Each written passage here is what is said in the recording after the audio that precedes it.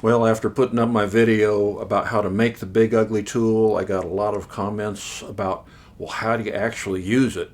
And my first reaction is kind of like, it's a scraper? And then the little voice comes on in the back of my head, read, what? Most people don't use scrapers the way that you do. Most people? Well, hardly anybody. So I'll go through a couple things here on using this tool. I will do another video sometime this year. I have a friend down in Roseburg, Fred Ugla. He was trained by a gentleman by the name of Tracy Hassett, who was a master of the tool. And apparently Tracy had a lot to do with the development of the tool. And Fred's definitely a master and does a lot of things that I can't do. But I'll show you a couple things of how I use the big ugly tool. So if you've watched a bunch of my video clips, you know that the scraper is my primary roughing tool for when I turn bowls. The big ugly is just one that keeps an edge a lot longer, so I'm going to rough out the outside of a bowl here and show you how I do it with the big ugly tool.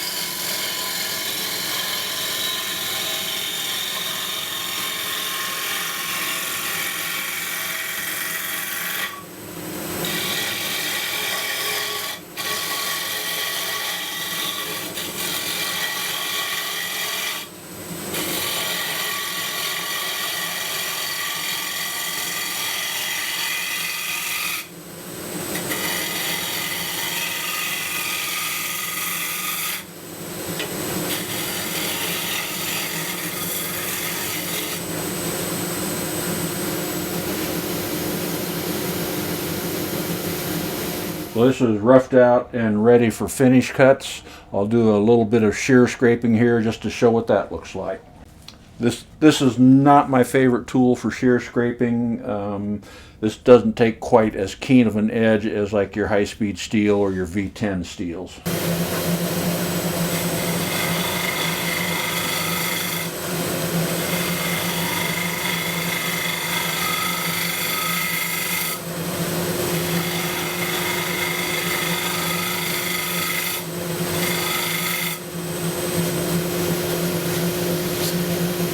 Shows that's kind of coarse right there. So I am going to be turning left-handed here, so I'm not getting in the way of the camera.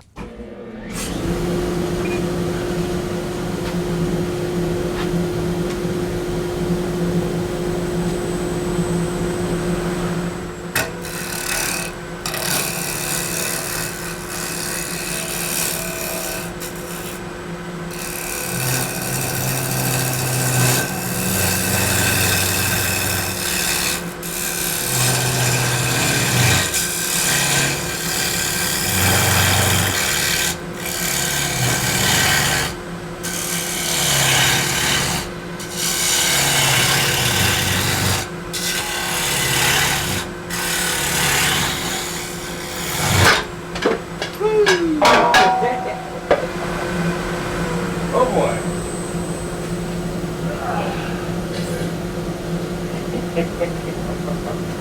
Getting too aggressive. So yeah, this is where the bowl came flying off. We got grain angling down a little bit this way, but basically the recess failed. Wood's a little bit on the soft side. Well, my cameraman Todd didn't quite have to go inside and change his britches, but that's a safety reminder of standing out of the line of fire.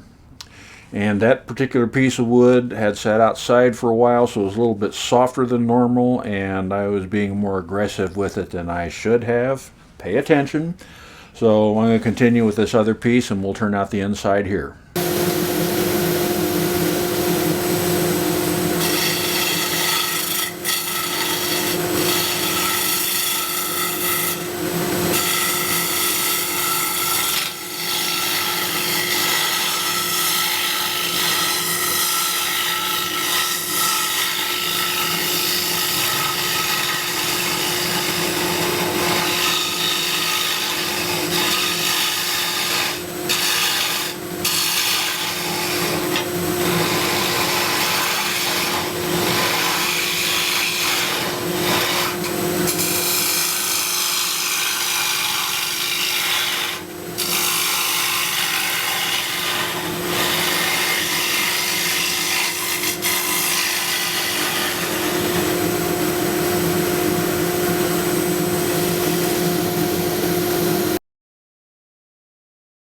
We're close to final thickness on the bottom, so basically from this point I take a little bit more out of the bottom with the scraper with the Big Ugly, and then finish cuts with the gouge. But that's pretty much how I use them on bowls. I'm going to be doing a little bit of spindle turning here with the Big Ugly, and I learned to use scrapers and other tools on spindles before I learned that no, you can't do that with those tools.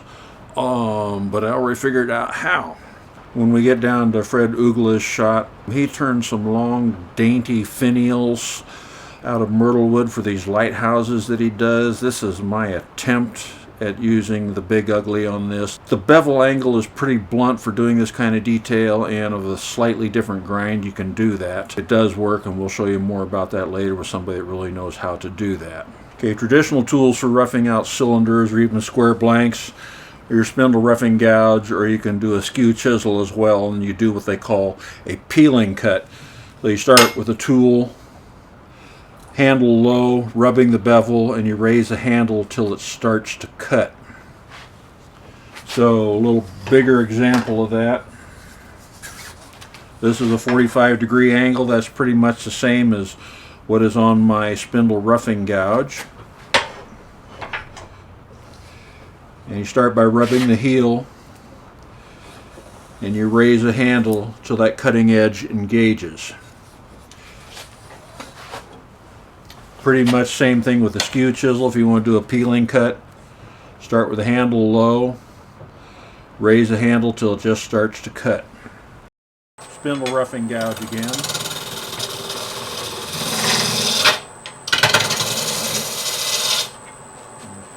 Skew chisel.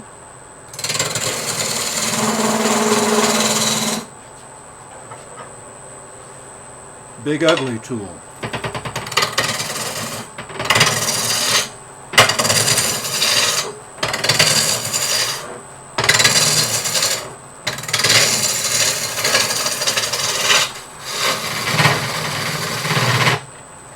Pretty much the same cut. This can also be used for finish cuts. If you've seen the video clip I have up where I'm using the fluteless gouge that Doug Thompson makes, exact same cut. So you're running it up so you're on a skew angle. If I'm going to be doing this cut with a skew chisel, I've got the handle back like this. Because of the more blunt angle I have on the Big Ugly, my tool is going to be more square like this. Just a finish cut.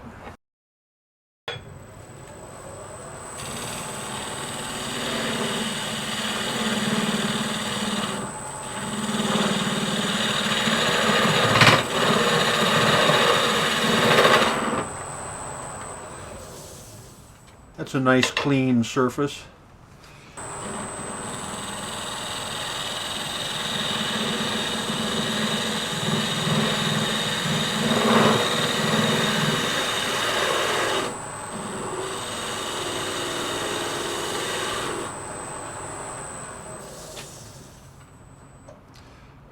That cleaned it up a little better.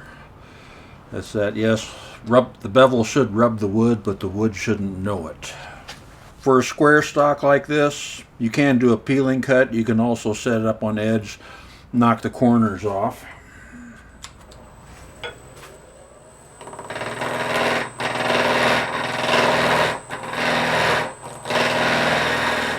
I like the peeling cut better.